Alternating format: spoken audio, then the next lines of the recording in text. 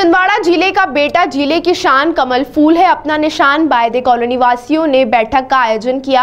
यह आयोजन वार्ड क्रमांक 45 की वार्ड अध्यक्ष श्रीमती नेहा दिनेश वर्मा के निवास पर महिला मोर्चा की बैठक रखी गई, जिसमें भाजपा प्रत्याशी विवेक बंटी साहू को विजयी बनाने का संकल्प लिया गया। इस अवसर पर ग्रामीण महिला अध्यक्ष लीला बजोलिया व मंत्री फुलेर सूर्यवंशी जी उपस्थित रही। वहीं बड़ी संख्या में मातृशक्ति की गरिमामयी उपस्थिति रही। वहीं भारी मतों से जीत दिलाने का संकल्प भी लिया गया।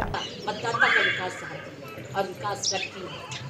भारतीय जनता पार्टी कोई परिवारवाद पार्टी नहीं है, लेकिन कांग्रेस एक ऐसी पार्टी है जो परिवारवाद की पार्टी है, एक परिवार की पार्टी है। कहावत है कि पूत कपूत तो क्या धन संचय और पूत सपूत तो क्या धन संचय।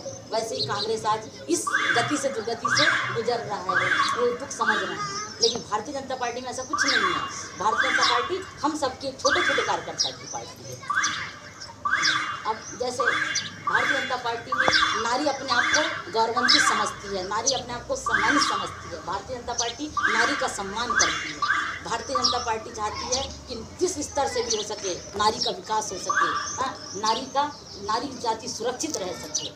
आज भारतीय जनता पार्टी ने नारी समाज के लिए नए नए योजनाएं बनाई हैं, चाहे वो प्रसव योजना से लेके उसके लास्ट समय तक की योजना है। प्रसव योजना में नारी को पैसा मिलता है, प्रसव के समय नारी को पैसा मिलता है, उसके लड्डू खाने के लिए पैसा है, बेटी हो गई तो लाडली लक्ष्मी के लिए पैसा है, शादी के समय हुई तो कन्यादान योजना है, शादी के बाद बहनें लाडली बहना योजना है, उसके बाद बहनों के व्यवसाय और रोजगार के लिए उसकी व्यवस्था है। उसके अंतिम समय तक सिर्फ एक ऐसी पार्टी है भारतीय जनता पार्टी जो उसके नारी उत्थान के लिए सोचती है, नारी समाज के लिए सोचती है। लेकिन कांग्रेस में ऐसा नहीं है।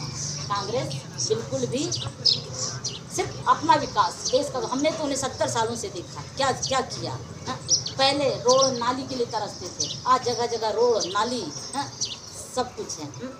आज कमलनाथ जी रो के दुखड़ा रो रहे हैं कि आप मेरे परिवार हो, मैं आपका परिवार का सदस्य हूँ, मुझे एक बार मौका दीजिए। 40 साल से हमने कमलनाथ जी को मौका दिया।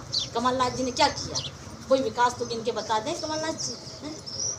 आज उनसे पूछिए, अभी कोरोना जैसे महामारी आई थी, हम सब लोग कितने दुखी और कितने घर से झाँक के निकलना कितने भयभीत थे। कमलनाथ जी कहाँ थे? नकुलनाथ जी कहाँ थे? उनकी पुत्रवधू प्रियानाथ जी कहाँ थे? उनसे पूछिए कहाँ थे वो? छिंदवाड़ा में थे? नहीं।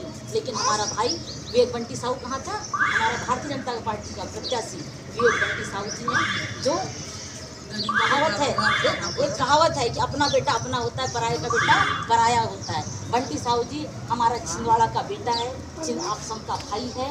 वो यहीं पे पैदा हुए हैं, यहीं पे बड़े हुए हैं। उनका यहाँ घर है, साल में 365 दिन छिंदवाड़ा में रहते हैं। लेकिन नकुलनाथ जी कहाँ रहते हैं? दिल्ली में रहते हैं। दिल्ली में उनका घर है, दिल्ली में पले बड़े हैं। छिंदवाड़ा में उनका कुछ नहीं है। वो 15 दिन आते हैं, चुनाव का अपना विकास उन्नति की बात की है, हुआ काम चले गए दिल्ली से। कोरोना काल में हमारे साथ में कौन थे? हमारा भैया ये विवेक बंटी साहू जी हमारे साथी थे, हमारे दुश्मन। क्या उनको डर नहीं था कि मुझे कोरोना हो जाएगा? क्या उनका परिवार नहीं है कि उनको डर नहीं था कि मुझे भी कोरोना हो जाएगा, मेरे परिवार को कोरोना हो जाएगा? हम सबको डर लग रहा था, हम घर में चुपके बैठे थे। लेकिन वो हॉस्पिटल घूम के मरीजों से मिल रहे थे, डॉक्टर से मिल रहे थे, ऑक्सीजन की व्यवस्था करवा रहे थे, दवाई की व्यवस्था करवा रहे थे। क्या उनको डर भी था? उनको भी कोरोना हो सकता था? लेकिन उनने जनता की हित को सर्वोपरि समझा, जनता के सुरक्षित, उन्होंने सोचा कि मेरी जनता सुरक्षित है तो मैं सुरक्षित हूँ।